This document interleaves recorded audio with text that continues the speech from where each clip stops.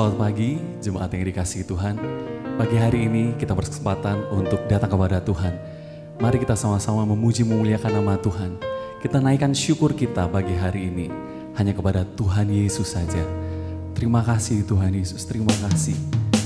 Hanya Engkau pribadi yang mengenal setiap hati kami. Hanya Engkau pribadi yang kami kagumi Tuhan dalam kehidupan kami. Terima kasih Tuhan, terima kasih Yesus.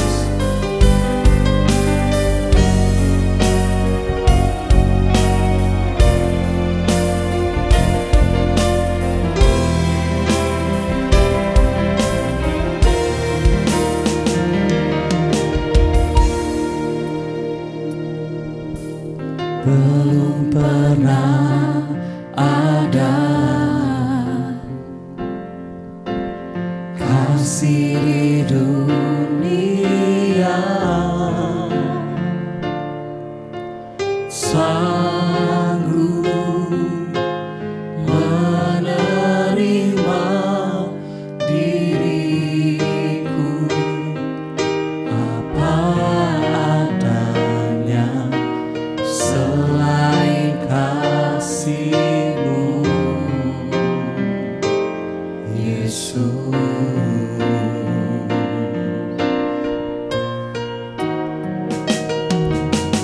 takkan ada lagi kasih seperti ini.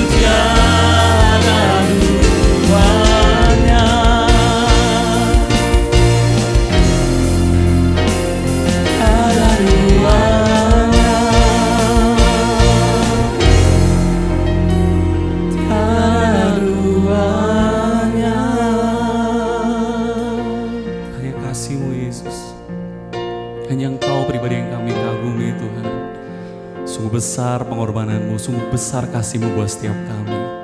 Kami mau naikkan syukur kami Tuhan. Haleluya, terima kasih Yesus. Terima kasih Tuhan, terima kasih. kasih yang sungguh besar yang boleh kami rasakan dalam kehidupan kami. Haleluya Yesus Tuhan. Haleluya. Penyertaan-Mu sempurna buat kami. Haleluya. Allah yang besar, hanya Yesus, hanya Yesus Tuhan. Haleluya. Hanya Engkau Tuhan, hanya Kau yang layak, hanya ditinggikan. Haleluya. Terpujilah nama-Mu, ku kagum hormat. Haleluya. Hanya Kau Yesus. Haleluya. Kami bersyukur.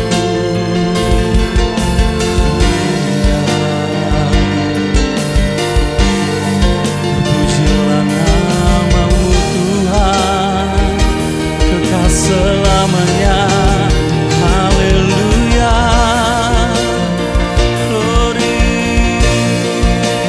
Haleluya. Haleluya. Kasih-Mu tiada duanya, kasih-Mu besar, penyertaan-Mu ajaib Tuhan. Haleluya.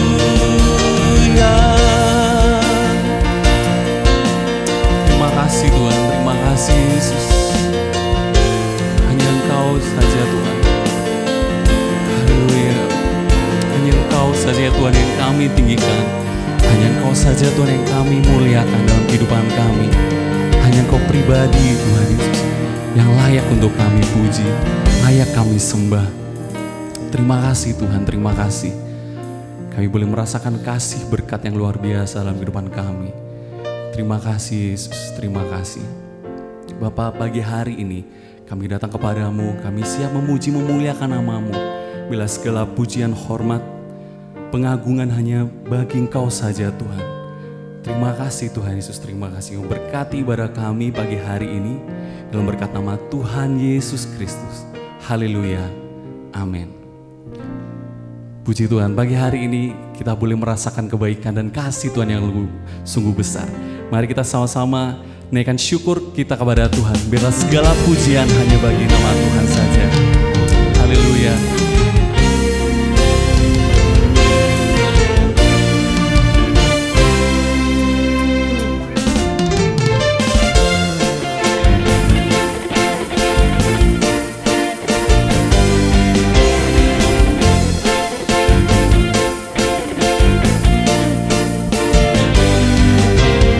Segala puji syukur hanya bagi-Mu Tuhan.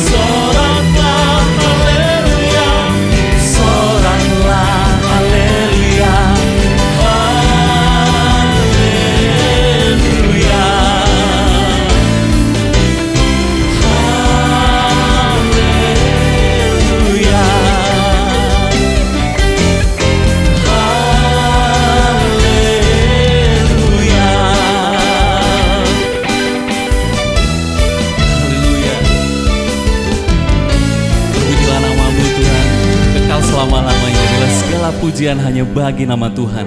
Karena Tuhan adalah Allah yang ajaib buat kehidupan kita Bapak Ibu. Kami ucap syukur Tuhan buat karya yang luar biasa dalam kehidupan kami, yang Kau buat dalam kehidupan kami. Terima kasih Yesus.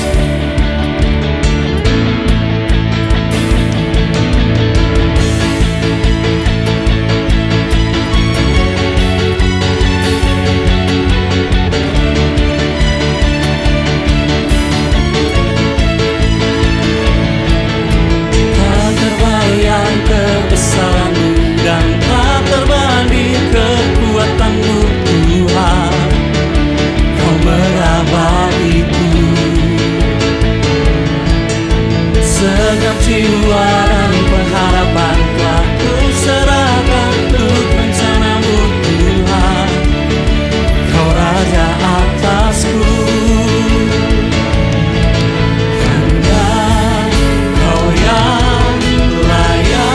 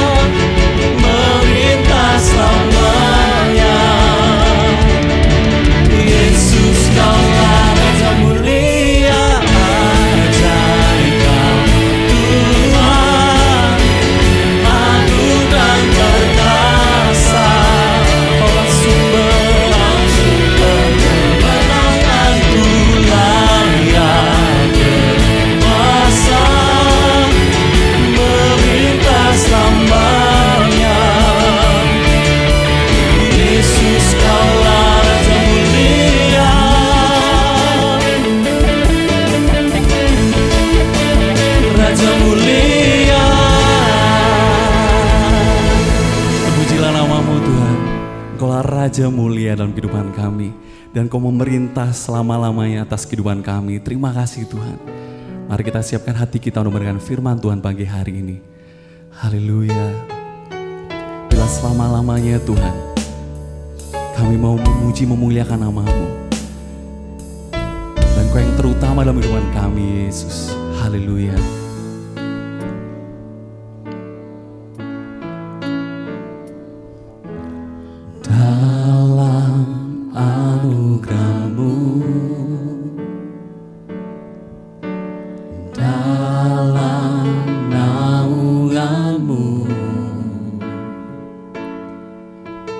Ku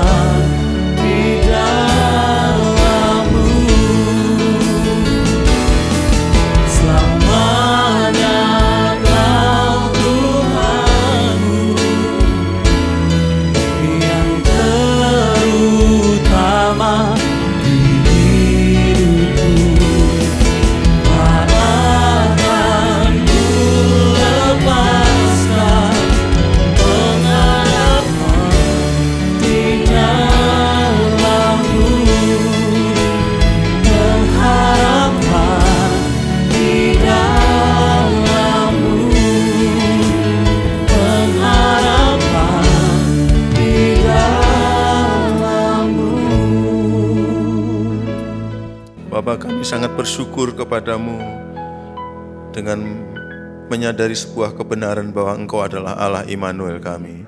Engkau selalu beserta dengan kami dalam keadaan apapun yang kami alami dalam kehidupan kami.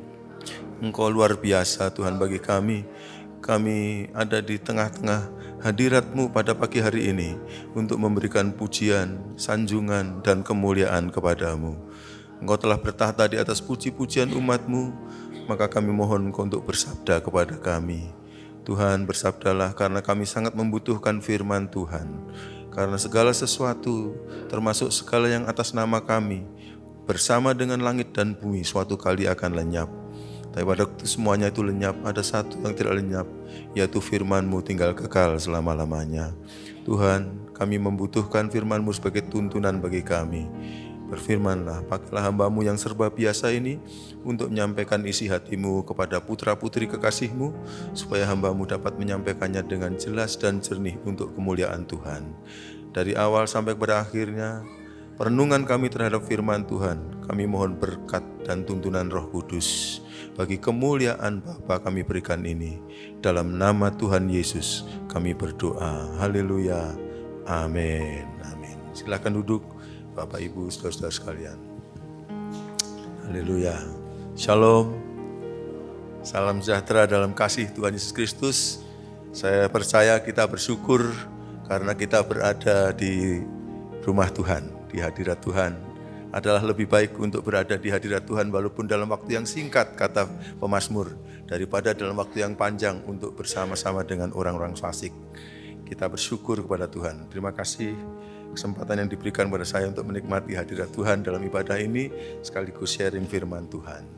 Saudara, pada pagi hari ini saya ingin sharing firman Tuhan untuk bagian dari Alkitab yang kadang-kadang kita tidak terlalu mengerti untuk apa itu kita baca di dalam pembacaan Alkitab kita, yaitu tentang silsilah Tuhan Yesus Kristus. Silsilah Tuhan Yesus Kristus yang salah satunya terdapat dalam kitab Injil Matius pasal yang pertama ayat 1 sampai 17. Namun demikian, moga-moga hari ini nanti kalau kita sudah selesai merenungkan kebenaran yang akan kita renungkan ini, maka kita akan melihat siapa Allah kita di dalam silsilah tersebut. Ya. Mari coba kita akan melihat ayat-ayat itu dan kita akan membaca. Kalau Bapak Ibu saudara berkenan, saya ingin mengajak saudara-saudara untuk terlibat dalam pembacaan. Saya akan memulai kalimatnya dan setiap kali saya berhenti, silahkan sebut kalimat yang saya berhenti itu. Mulai dari pertama ya. Inilah silsilah Yesus Kristus, anak Daud, anak Abraham. Abraham memperanakkan siapa? Ishak memperanakkan, Yakub memperanakkan Yehuda dan saudara-saudaranya. Ayat yang ketiga, Yehuda memperanakkan dan Serah dari Tamar. Peres memperanakkan, Hesron memperanakkan, Ram memperanakkan, Aminadab memperanakkan, Nahason memperanakkan, Salmon memperanakkan, Boas dari Rahab. Boas memperanakkan dari Rut. Obed memperanakkan, Isai memperanakkan Raja Daud. Daud memperanakkan Salomo dari istri Uria. Salomo memperanakkan Rehabeam. Rehabeam memperanakkan, Abia memperanakkan, Asa memperanakkan, Yosafat memperanakkan, Yoram memperanakkan Usia. Usia memperanakkan, Yotam memperanakkan, Ahaz memperanakkan, Hizkia memperanakkan, Manasye memperanakkan, Amon memperanakkan, Yosia memperanakkan, dan saudara-saudaranya pada waktu pembuangan ke Babel. Sesudah pembuangan ke Babel, Yekonya memperanakkan Sealtiel. Sealtiel memperanakkan Zerubabel. Zerubabel memperanakkan Abihud memperanakkan, Elyakim memperanakkan, Azor memperanakkan, Sadok memperanakkan, juga Ahok, gitu juga ya. Dan yang lain-lain. Hakim memperanakkan, Eliud memperanakkan, Eliezer memperanakkan, Matan memperanakkan, Yakub memperanakkan Yusuf suami Maria yang melahirkan Yesus yang disebut Kristus. Jadi seluruhnya ada 14 keturunan dari Abraham sampai Daud, 14 keturunan dari Daud sampai pembuangan ke Babil, dan 14 keturunan dari pembuangan ke Babil sampai Kristus. Saudara-saudara, kadang-kadang pada waktu kita membaca bagian-bagian dalam Alkitab, ada bagian-bagian dari Alkitab itu yang sesudah kita baca, lalu kita bisa mengatakan, sudah saya bisa melaksanakan firman Tuhan ini. Tapi pada waktu kita membaca bacaan Alkitab secara berurutan misalnya, ada anak-anak Tuhan yang membiasakan dari Kejadian sampai Wahyu gitu. Waktu kita selesai membaca silsilah begini, kadang-kadang kita bertanya, ya apa yang saya mau lakukan gitu ya. Kadang-kadang begitu. Dan apa yang saya mau respons dari firman seperti ini. Sebenarnya ada cukup banyak informasi di dalamnya, namun saudara-saudara sebenarnya pertama-tama silsilah ini ditulis sangat diperlukan oleh pembaca yang pertama. Pembaca mula-mula dari kitab Injil Matius ini sangat memerlukan silsilah ini. Kenapa? Karena mereka adalah jemaat Tuhan yang ada di kota Antioquia di Syria, yang mayoritas adalah orang-orang Yahudi. Sebagai orang-orang Yahudi, kalau ada seorang mengaku, saya Mesias gitu, maka dia harus membuktikan bahwa dia dapat menarik silsilah, bahwa dia adalah keturunannya Daud dan keturunannya Abraham. Kalau tidak dapat membuktikan bahwa dia adalah keturunannya Daud dan keturunannya Abraham, maka orang tidak percaya kamu ngaku Mesias seperti apapun. Nah, karena itu maka Matius membuka pintu lebih dahulu untuk menyatakan, ini loh Yesus dari Nazaret, si tukang kayu, anaknya tukang kayu itu adalah Mesias yang benar-benar janjikan. Karena dia adalah keturunannya Daud dan keturunannya Abraham. Lihat dalam silsilah ini. Jadi kalau diklik PowerPoint saya, maka silsilah Yesus Kristus ini sebenarnya pertama-tama difungsikan untuk membuka hati para penerima Injil yang pertama dari Injil Matius ini. Jadi kalau kita adalah orang-orang itu, orang-orang Yahudi di Antioquia itu, begitu kita membaca silsilah itu, lalu kita katakan, iya kalau gitu Yesus orang Nazaret itu ternyata adalah Mesias yang benar. Baru dia mau membaca ayat yang ke-18 dari pasal 1 sampai pasal 28 selesai. Jadi powerful, sebenarnya ini satu bagian yang sangat berkuasa pada waktu pertama kali ditulis. Namun saya kira hal yang seperti itu tidak terlalu ada sangkut pautnya dengan kita.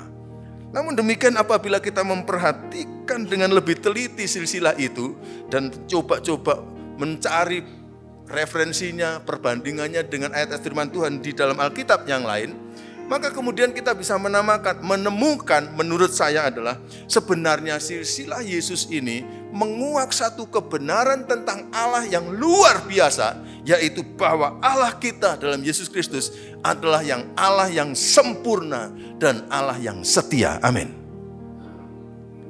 Allah kita dalam Yesus Kristus adalah Allah yang sempurna dan Allah yang setia. Nah, saya harap pulang dari ibadah ini kita akan sungguh-sungguh diyakinkan dengan kebenaran ini bahwa Allah yang kita sembah pagi hari ini adalah Allah yang sempurna dan Allah yang setia. Bagaimana kita bisa mengetahui bahwa Allah dalam Yesus Kristus ini adalah Allah yang sempurna? Ini dibuktikan dengan perbandingan yang akan saya ajak saudara-saudara memperhatikan ini. Allah kita adalah Allah yang sempurna.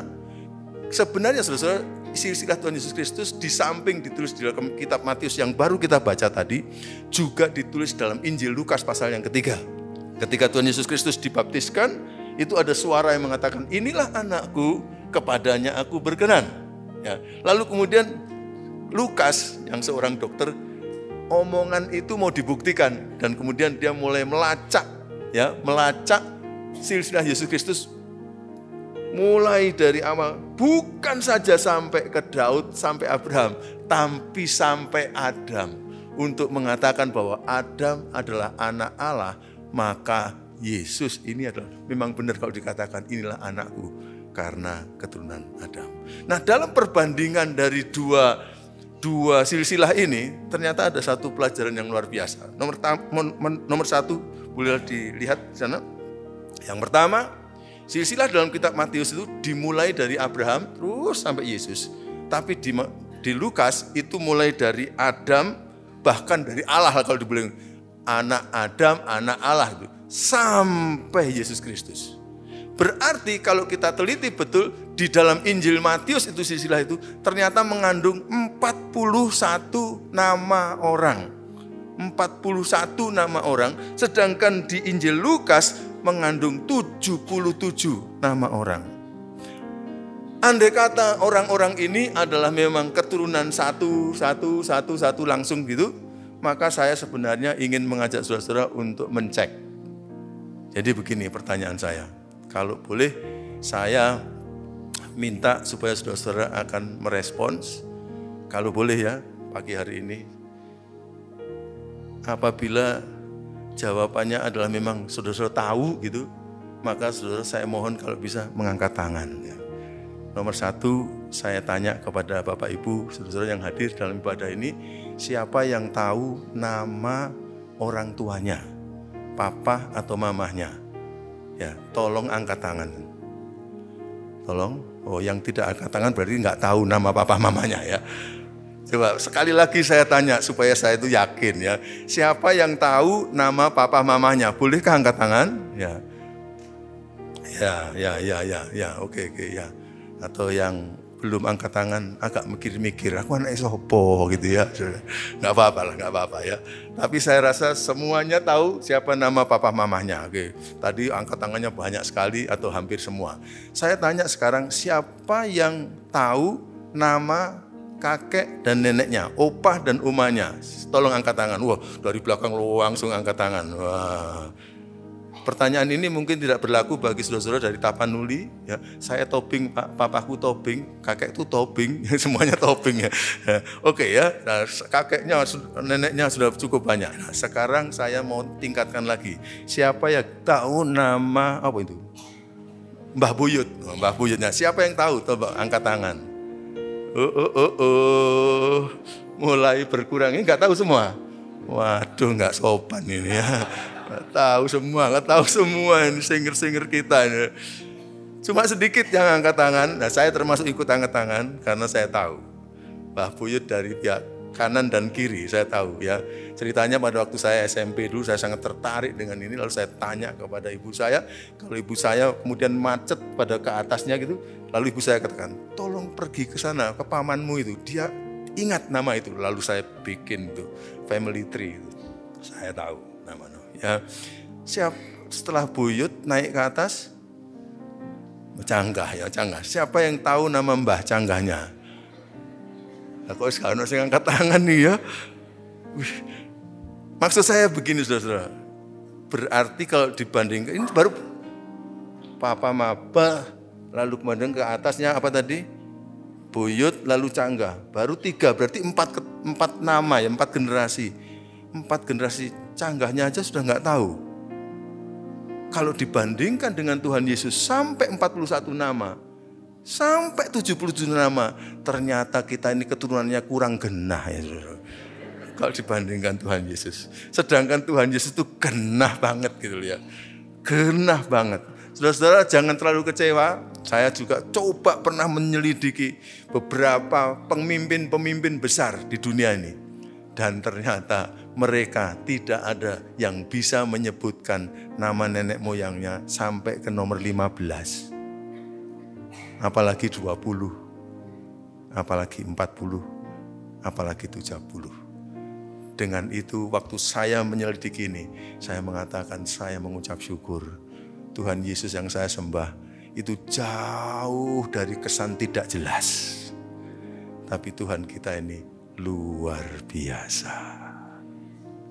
Pada waktu beliau menjelma jadi manusia, ternyata silsilahnya sudah disiapkan oleh Allah yang Maha Kekal. Sehingga itu menjadi silsilah yang menjadi fakta sejarah sampai kapanpun juga. Menariknya lagi saudara, ini dalam silsilah dalam Matius dan Lukas itu kalau kita lanjutkan pendidikan kita, yang satu sebenarnya setelah Daud itu melalui Salomo.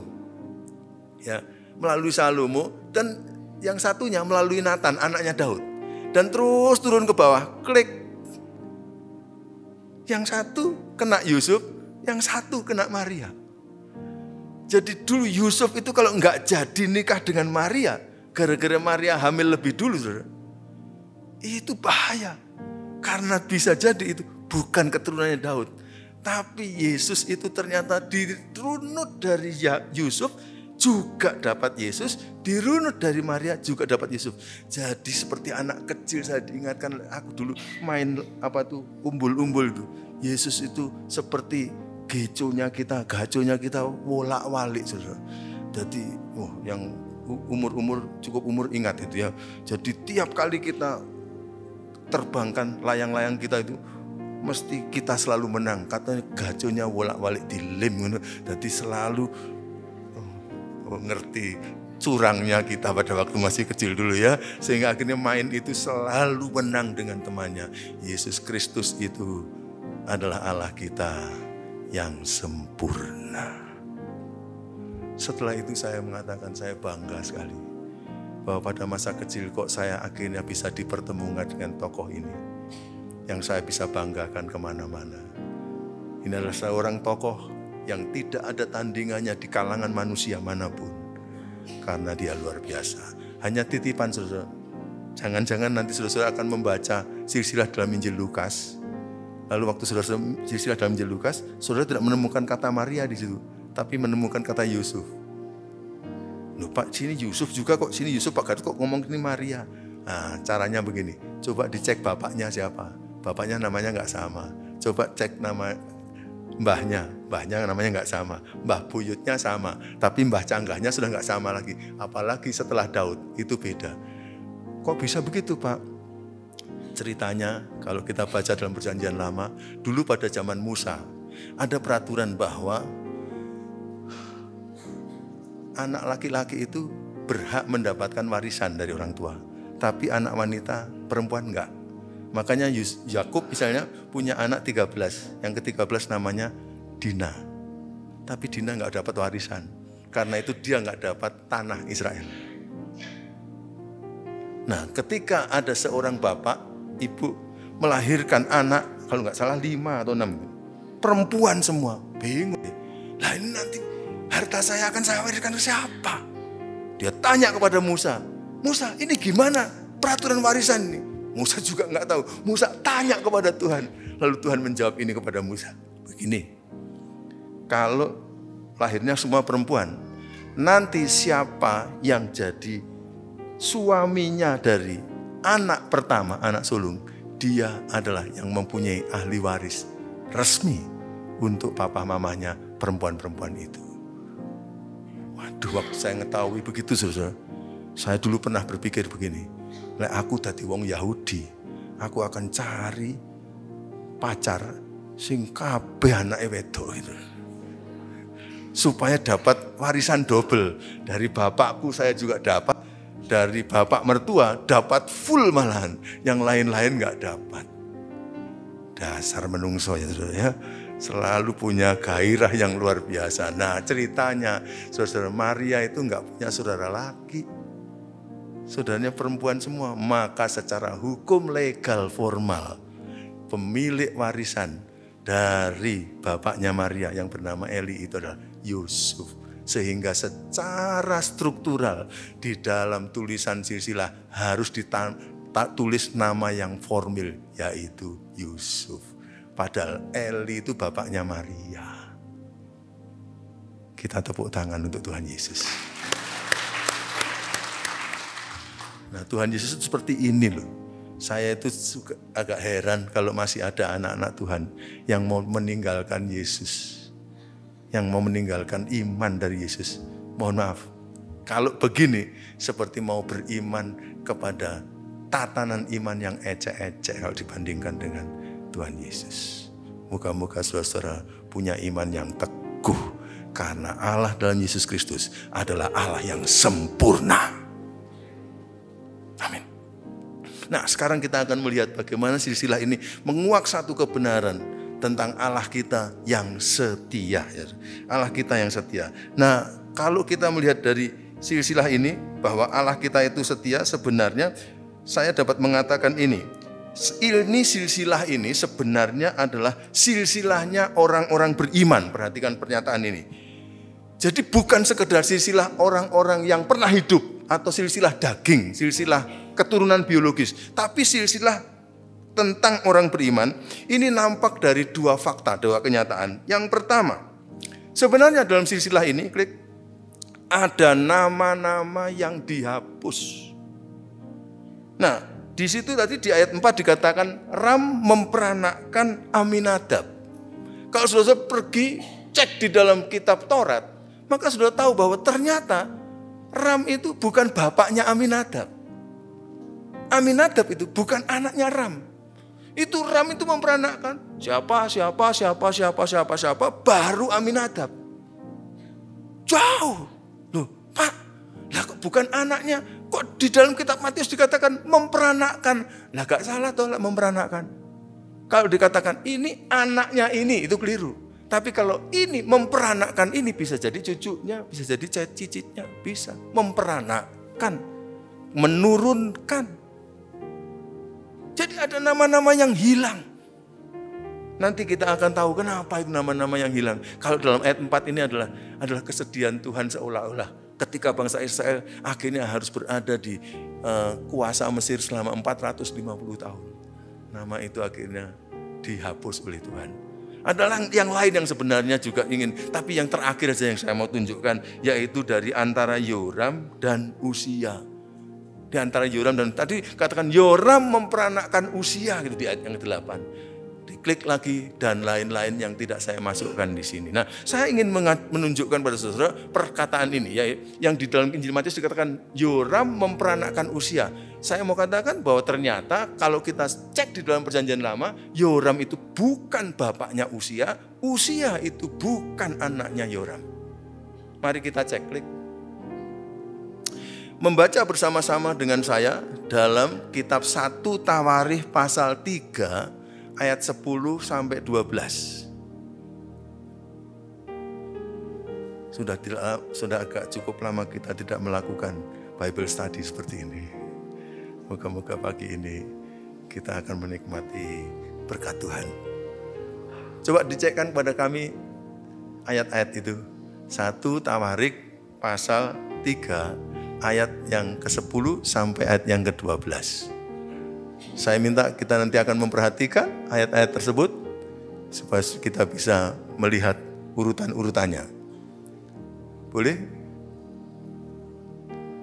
1 Tawarikh pasal 3 ayat 10 sampai 11. Saya akan membaca saudara ya. Di situ dikatakan keturunan Salomo ialah Rehabiam, anak Rehabiam adalah Abia, anak Abia adalah Asa, anak Asa adalah Yosafat. Anak Yosafat adalah siapa saudara? Saudara sebut nama itu ya. Yoram. Anak Yoram adalah siapa? Ahazia, bukan Uzia. Lalu anak Usia adalah Yoas. Klik lagi. Anak Yoas adalah Amazia. Dan anak Amazia adalah Azaria. Dan anak Azaria adalah Yotam. Di dalam nama-nama ini ada satu orang yang punya dua nama sebutan. Kembali lagi kepada PowerPoint yang tadi ada. Klik nama-namanya, boleh ditayangkan. Jadi sebenarnya, ya terima kasih. Jadi sebenarnya Yoram itu memperanakkan Azaria itu. Di tengah-tengahnya ada kakeknya, bukan kakeknya itu, buyutnya Azaria yang bernama Ahazia. Kakeknya yang bernama Yoas dan bapaknya yang bernama Amazia. Dan ternyata klik, tiga nama itu dihapus. Loh kok 4 Pak? Nah itu istrinya Yoram. Boleh dikembalikan lagi tanpa klik atau enggak? Ke nama-nama tadi. Ya. Jadi apa cerita yang terjadi saudara? Nama-nama itu dihapus. Jadi ternyata Yoram itu apa itu? Canggahnya Buyutnya atau canggahnya ini? Azaria. Itu yang terjadi. Nama-nama ini dihapus. Nah, kenapa tadi saya silang juga nama Atalia? Ini begini. Ceritanya pada waktu zaman bangsa Israel tidak taat kepada Tuhan, akhirnya pecah menjadi 2 kerajaan. Kerajaan utara ada 10 suku dan kerajaan selatan ada 2 suku. Kerajaan utara itu ada nama raja yang sangat dikenal jahat, namanya Ahab. Ahab itu tergoda, lalu kemudian dia menikah dengan seorang yang sangat jahat, bukan kaum Israel, yaitu namanya, guru-guru sekolah minggu, Isabel namanya. Isabel namanya ya. Namanya Isabel ya. Namanya Isabel. Nah ini, jadi sejak dinikah itu, lalu Ahab makin jahat lagi, melawan kepada Tuhan. Karena apa? Karena rupanya ini adalah anak setan untuk mulai mengobrak-abrik keturunan Daud. Dan karena ini mempengaruhi Ahab luar biasa, akhirnya dengan Ahab menurunkan anak yang bernama Atalia tadi. Namanya bagus, tapi anak Atalia sejak bayi dicekoki sama si Isabel tadi ya, supaya dia tuh melawan kehendak Tuhan terus. Melawan kehendak Tuhan. Dan akhirnya dicekoki dan katakan, ini Israel Utara sudah mamah bawa jauh dari Tuhan dan melawan kepada Tuhan. Sekarang kamu punya tugas untuk menghancurkan Israel Selatan. Di sana ada raja muda namanya Yoram. Kamu goda dia supaya akhirnya kamu jadi istrinya si Yoram. Gara-gara akhirnya Atalia dinikahi oleh Yoram, maka Yoram pun menjadi raja yang tidak ikut kehendak Tuhan. Lalu menurunkan anaknya, menurunkan cucunya yang tidak seturut dengan kehendak Tuhan. Melawan kepada kehendak Tuhan. Enggak mau menjadi orang yang menurunkan Mesias. Dan syukurlah pada waktu muncul cicitnya. Di situ ada kebangunan rohani yang luar biasa. Baca dalam Perjanjian Lama, Raja Uzia mendatangkan kebangunan rohani yang luar biasa. Padahal setan dan kerajaannya sudah tepuk tangan terus. Maka janji Allah yang mengatakan Mesias akan dilahirkan dari keturunan Daud sekarang bisa gagal. Tapi setan sedang melawan penguasa segala penguasa, yaitu Tuhan yang menjadi pencipta alam semesta. Sehingga maksud-maksud jahat dari Isabel, maksud-maksud jahat dari Atalia, akhirnya dihancurkan oleh Tuhan. Karena Tuhan membangkitkan Uzia dalam sebuah kebangunan rohani, yang akhirnya menyebabkan Israel kembali kepada Tuhan. Dan keturunan-keturunannya adalah keturunan-keturunan yang takut akan Tuhan. Saudara-saudara, waktu saya mengetahui fakta ini, saya mikir-mikir beberapa pemikiran. Nomor 1, tolong hati-hati ya, kalau cari mantu. Amin. Kok nggak ada yang amin ya? Kalau cari mantu, hati-hati, supaya dipastikan Tuhan akan memakai mereka untuk meneruskan keturunan beriman. Arek nom-nom, kalau cari pacar hati-hati. Namanya bisa Atalia, tapi menjadi orang yang betul-betul melawan Tuhan. Ojo percaya karo namanya, selidiki imannya, supaya akhirnya perjodohan itu akan meneruskan garis keturunan orang beriman. Saya senang sekali dengan iman yang yang sangat kuat dari Bapak ini. Senang sekali karena mau serius, perlu cucuku juga tak pastikan supaya ojo sampai nikah dengan orang yang melawan kepada Tuhan. Amin, amin, amin. Saudara-saudara, waktu saya sampai di situ, saudara, saya pikir-pikir ini perenungan menjadi perenungan yang luar biasa. Nanti saya akan mengajak saudara merenungkan lebih lanjut mengenai kenyataan ini. Tadi saya katakan bahwa Allah kita itu Allah yang setia. Kalau dia berjanji akan diobrak-abrik oleh iblis, dia akan tetap usahakan supaya janjinya itu akan menjadi kenyataan. Ada nyanyian kan? Janjimu seperti fajar pagi hari. Fajar pagi hari ini yang tak pernah terlambat bersinar. Nggak pernah. Ya. Cintamu seperti sungai yang mengalir, dan ku tahu betapa dalam kasih-Mu. Tuhan karena mengasihi kita, maka semua janjinya pasti akan digenapi. Dan kita bersyukur karena kita punya Allah yang setia. Tadi saya katakan bahwa bukti bahwa Allah yang setia itu di dalam silsilah ini didukung oleh dua fakta. Fakta yang pertama adalah ada nama-nama yang dihapus. Tapi sebaliknya saudara, yang kedua faktanya adalah ada nama-nama yang justru seperti ditambahkan. Dan nama-nama itu adalah nama-nama wanita atau nama-nama kafir. Mengapa saya mengatakan nama wanita perlu saya sebut? Iya, karena Matius itu adalah kitab surat yang ditujukan kepada orang-orang Yahudi. Biasanya orang Yahudi tidak mencantumkan nama wanita. Tapi oleh Roh Kudus, Matius diminta mencantumkan nama-nama wanita. Karena wanita-wanita itu beriman. Wanita-wanita itu beriman. Nah, itu yang penting.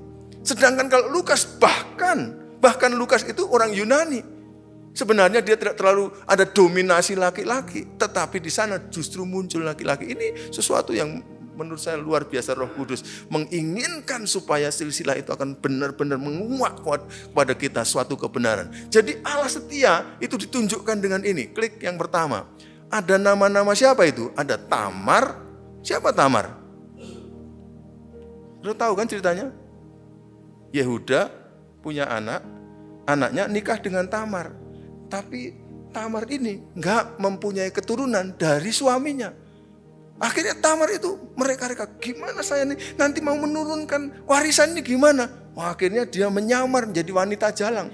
Gara-gara dia wanita jalang, lalu kemudian Yehuda pada waktu menghampiri, lalu akhirnya orang ini berhubungan badan dengan Yehuda. Akhirnya lahir anaknya Tamar. Dan itu yang mewarisi. Loh, anaknya Tamar loh, iku putune Yehuda apa anaknya Yehuda?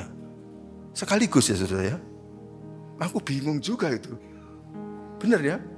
Karena Tamar sebenarnya mantune. Jadi anaknya Tamar itu artinya nyeluk Yehuda itu bingung. Papa bongkong gitu ya. Soalnya sekaligus dia engkong, tapi juga sekaligus papa. Maksudnya aib sebenarnya. Tapi ada juga nama Rahab. Wanita yang tidak baik dari bangsa lain, bangsa kafir. Ada Ruth, wanita baik tapi dari bangsa kafir. Dimasukkan dalam silsilah Tuhan Yesus. Karena apa? 3 orang ini mau beriman bahwa Tuhan akan menolong kehidupan mereka. Yang kedua, coba klik. Ada nama-nama ini. Nama-nama siapa itu? Ada nama-nama istri Uria. Waduh, dicatat juga ya. Nanti kalau saya baca itu nggak enak loh. Ya, ini memperanakkan Raja Daud. Lalu Daud memperanakkan Salomo dari istrinya orang lain gitu. Nggak enak catatan itu. Tapi tetap dicatat saja. Kenapa? Karena akhirnya itu istri Daud orang lain itu pada akhirnya beriman dan memperanakkan anak-anak beriman. Dan tentang Maria. Maria itu belum bersuami tapi sudah hamil. Itu sebenarnya bisa dihukum mati dengan dirajam. Tapi untung kemudian malaikat menemui Yusuf. Dan karena Yusuf anak muda yang saleh, maka waktu diberitahu malaikat mau nurut. Itu Maria hamil bukan karena si Joni atau Bambang gitu. Tapi itu dia hamil gara-gara Roh Kudus. Jadi karena itu tolong nikahi Maria dan akui Yesus itu menjadi anak sah secara yuridis kamu. Supaya anak itu akan bisa dilahirkan, Maria nggak dirajam batu. Yusuf anak saleh akhirnya pergi ke catatan sipil. Catatan sipil ya. Lalu dia menjadi suami sah. Lalu Alkitab mengatakan dari sejak itu sampai Yesus lahir, Yusuf nggak pernah berhubungan badan dengan Maria. Tapi secara yuridis, Yusuf mengakui anakku. Gara-gara itu, akhirnya Maria diselamatkan. Luar biasa. Yang ketiga, ada nama raja yang jahatnya minta ampun. Wong Jawa Timur yang paling bagus mengatakan ini jahat dia itu. Jahatnya minta ampun. Tapi di akhir-akhir hidupnya bertobat. Kalau saya mempelajari gini ini, atau saya membaca itu orang yang disalib dengan Yesus itu, ya, pada detik terakhir bertobat lalu Tuhan Yesus, hari ini kamu ke Firdaus, tak pikir kok enak temen gitu ya hidupnya ya, sepanjang hidup jahat terus, akhir-akhir bertobat. Saya dulu pernah berpikir gitu, Tuhan gimana kalau saya jahat saja terus, nanti akhir-akhir saya bertobat. Waktu saya renungkan lagi, lah akhirku kapan, gak ngerti saudara. Takutnya nanti pada waktu masih lagi jahat, lalu harus dicabut nyawanya. Lalu kemudian aduh gak ada pertobatan. Tapi yang terjadi Manasye itu seperti itu. Makanya dia tetap beriman kepada Tuhan, gak ada yang terlambat. Dan yang menarik yang terakhir sekali, sebenarnya pada zaman nama Zerubabel, termasuk ada nama Hakim apa satu tadi, sampai Yesus itu adalah disebut sebagai zaman kegelapan. Apa maksudnya? Zamannya amburadul, moralnya sangat bejat sehingga Tuhan seperti nggak mau ngomong lagi kepada umat manusia. Tidak ada nabi yang berbicara selama 400 tahun. Tuhan jengkel seperti kalau kita lagi jengkel dengan seseorang atau jengkel dengan anak kita sampai kita nggak mau ngomong. Tuhan nggak mau ngomong selama 400 tahun. Tapi di dalam zaman kegelapan seperti itu, Alkitab Perjanjian Lama nggak mencantumkan nama-nama tadi, Hakim, Sadok, nggak ada. Tapi di surga nama-nama itu tetap dicatat. Sehingga Roh Kudus minta Matius mencantumkan nama-nama itu. Zerubabel, Sealtiel, dan terus sampai Yesus. Artinya apa? Ini adalah silsilah orang-orang beriman. Waktu saya pikirkan, renungkan mengenai nama-nama orang mulai dari Zerubabel masih ada dalam Alkitab, tapi sesudahnya itu nggak ada. Saya kira itu seperti mendapatkan ilustrasi di tengah-tengah kegelapan yang luar biasa selama 400 tahun. Orang-orang yang beriman itu seperti bintang-bintang. Betapa sulitnya mereka beriman kepada Tuhan dan mempertahankan iman kepada Tuhan. Tapi mereka mau bertahan di tengah-tengah zaman yang sulit. Dan kadang-kadang ada anak-anak Tuhan yang katakan, aduh gak apa-apa wis aku kompromi sedikit-sedikit, toh memang zamannya rusak. Gak ada. Orang-orang ini menjaga imannya murni di hadapan Tuhan. Sehingga oleh Tuhan tetap dicatat namanya. Tetap dicatat namanya. Tetap dicatat namamu. Maka saya sampai kepada penutupan dari renungan saya yang mengatakan, di mana kita dan keturunan kita dalam silsilah di surga nanti.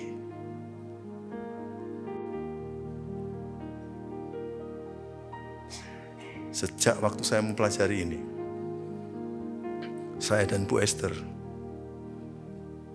bersama-sama berdoa dan mengatakan, Tuhan, kami tidak bisa menguasai anak kami. Kami tidak bisa menguasai cucu kami. Apalagi cicit kami yang mungkin kami tidak lihat. Tapi hal mereka beriman ini adalah sesuatu yang sangat penting. Saudara, aset kita yang paling berharga adalah keturunan kita. Kenapa? Karena mohon maaf, rumah kita yang luar biasa bagus dan semua harta benda yang kita miliki, simpanan bank yang tidak habis untuk dimakan 7 turunan, itu semuanya tidak ada artinya dalam kekekalan. Tapi ada satu aset yang akan kita bawa dalam kekekalan, itu adalah keturunan kita. Saya memanggil perhatian saudara-saudara untuk tidak lupa dengan fakta ini. Jangan terlalu memburu dunia ini sampai melupakan untuk mendoakan aset yang sangat berharga, yaitu keturunan kita. Sejak saat itu kami, saya dan Bu Esther, kira-kira doanya begini, Tuhan, kami tidak bisa menguasai Ayu bagus, kami tidak bisa menguasai suami Ayu dan istri bagus nanti. Kami tidak bisa menguasai cucu-cucu kami yang akan diturunkan oleh mereka, apalagi buyut kami dan seterusnya. Tapi ini kerinduan kami, Tuhan, tolong jagalah keturunan kami sampai Engkau datang kedua kali, akan menjadi keturunan orang beriman. Sehingga kalau silsilah di surga sana ditulis, saya dulu adalah cucunya orang yang tidak percaya Tuhan. Karena orang yang percaya Tuhan, orang yang percaya kepada Tuhan dalam silsilah orang tua saya, memulai dari orang tua saya. Itu pun adalah akhir-akhir dari hidupnya, tapi untung mereka percaya pada Tuhan. Dan akhirnya kami semua jadi percaya pada Tuhan. Saya tidak mau di tengah-tengah sana nanti ada cross merah tadi. Semuanya akan selamat sampai pada akhirnya. Saya rasa doa ini cukup layak untuk Bapak Ibu beli dan doakan setiap hari. Karena apa? Kita tidak menguasai masa yang akan datang. Saya pikir begini dan Bu Esther, ya paling minimal Tuhan itu kan mau menjawab doa gitu. Sehingga kalau seandainya saya tidak bisa menguasai masa depan, toh saya bisa mempercayakan itu kepada Tuhan yang setia untuk menjawab doa. Moga-moga doa saya tidak akan hilang di angkasa sana dan dijawab oleh Tuhan. Amin. Mari kita datang pada Tuhan, berdiri bersama-sama di hadapan Tuhan dan kita respon firman Tuhan dengan satu nyanyian. Ku percaya Kau Tuhan yang tak pernah gagal, menjadikanku lebih dari pemenang.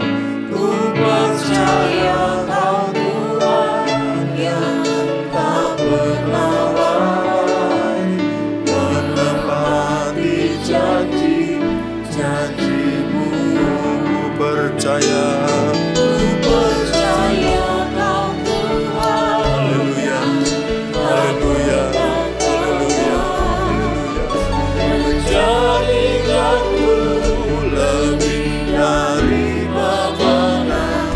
Ku percaya Kau Tuhan yang tak pernah lalai, menepati janji-janji-Mu. Ada sesuatu yang terbersit di pikiran saya. Jangan-jangan ada saudara-saudara yang ada dalam ruangan ini yang juga pernah punya pikiran seperti pikiran saya. Tapi saudara-saudara pagi hari ini mau mengatakan, Tuhan, kami tidak tahu masa depan. Tapi saya mengangkat tangan untuk menyatakan saya berserah penuh kepadamu. Dan memohon Tuhan menolong kami dan keturunan kami. Kalau Bapak Ibu adalah orang-orang itu, saya undang untuk menyanyi lagu ini dengan penuh iman. Dan sambil mengangkat tangan di hadapan Tuhan, menunjukkan keseriusan kita, permohonan kita pada Tuhan. Mari kita nyanyikan lagu ini sekali lagi sambil mengangkat tangan. Haleluya, haleluya. Percaya Kau Tuhan yang tak pernah gagal, menjadikanku lebih dari pemenang.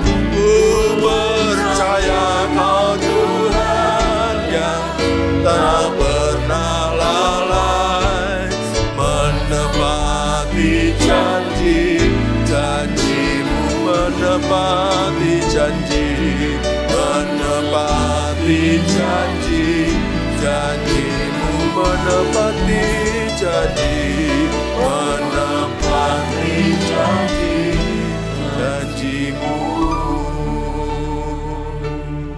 Tuhan, kami datang kepadamu. Kami semua mengangkat tangan di hadapan-Mu, Tuhan. Karena di sini kami mengakui keterbatasan kami. Tapi kami percaya bahwa Engkau Allah kami yang tidak terbatas. Dan kepadamu kami bisa berharap. Sebab itu tolonglah kami supaya kami mulai memperhatikan pikiran-pikiran ini. Kami tahu mana yang seharusnya kami hargai dengan harga yang sangat tinggi. Dan mana yang seharusnya tidak kami hargai terlalu tinggi. Tuhan tolong kami supaya kami akan selalu menjadi contoh dari orang yang beriman kepada keturunan-keturunan kami. Dan kami selalu dikuatkan Tuhan untuk menaikkan doa-doa kami ini. Ke dalam tangan-Mu kami serahkan doa kami ini dengan percaya bahwa Tuhan yang sangat baik akan menjawab doa kami.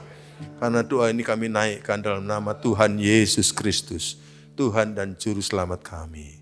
Dan semua yang setuju dengan doa ini, mari kita sama-sama katakan, amin. Dan saya persilakan saudara duduk kembali.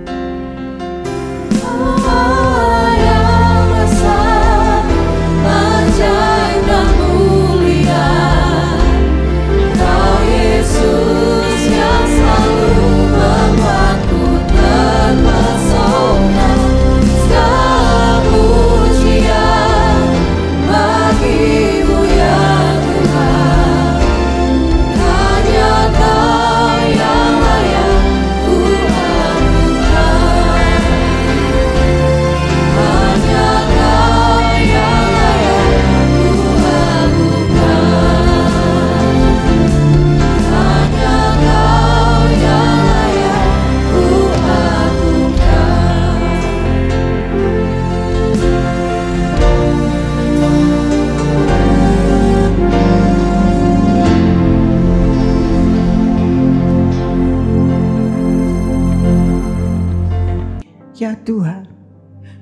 hadirat-Mu tetap menyertai mereka untuk memberkati setiap rumah tangga mereka, seluruh anggota keluarga mereka.